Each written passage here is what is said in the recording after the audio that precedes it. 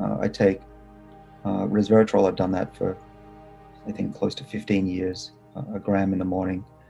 I take NMN, which is an NAD booster, which we've shown in my lab and many others have shown improves health and resilience. We have a lifespan study that we'll talk about later. It's not yet finished, but it looks promising. On a semi-regular basis, I do take metformin. I do believe that those tens of thousands of people who take metformin are actually healthier and are living longer than those who don't. So those are the main ones. I think in lifestyle, you should eat less often. I'm now down to, on most days, eating one meal a day. I have dinner, and the rest is just cups of tea and coffee. I work out. I try to maintain my muscle mass. I'm now 50, almost 52.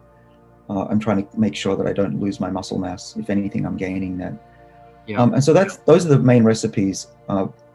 Reduce stress, also get decent sleep is helpful as well. I've talked about the reprogramming work. That is one that I think is going to make a big difference. There's lots of labs now. Nobel Prize winners are now working on this as well. There's a lot of money being pumped into that area. The ability to measure age accurately has really taken off. That was discovered back in 2012, but now it's routine. You can even have yourself tested now. And we have clocks for a whole variety of tissues in mouse and human. And other clocks as well, I should mention. Going back 10 years ago, even 4 years ago, we didn't have these clocks. All we could do is say, yeah, that person looks old. That's pretty pathetic, right? Well, that person is frail. Now we have these measures, and there's a variety of clocks I won't go into. Another advance in the aging field would be the senolytics, the ability to delete senescent cells in mouse and now in humans, which is super exciting. There's new peptides, small proteins that are circulating through the blood that look drug-like, are going into clinical trials now. Alevion is one of those companies.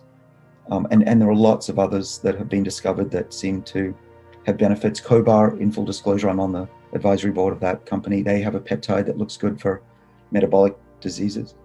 So these have all happened very recently. And I think autophagy has now it's been shown by Ana Maria Cuervo, that she can extend the lifespan of mice by activating chaperone-mediated autophagy, or CMA, clearing out the proteins that are misfolded in the body or damaged. And all of these together, I think, are collectively a revolution in our ability to not just understand why we age, but also how to slow it down and reverse that process.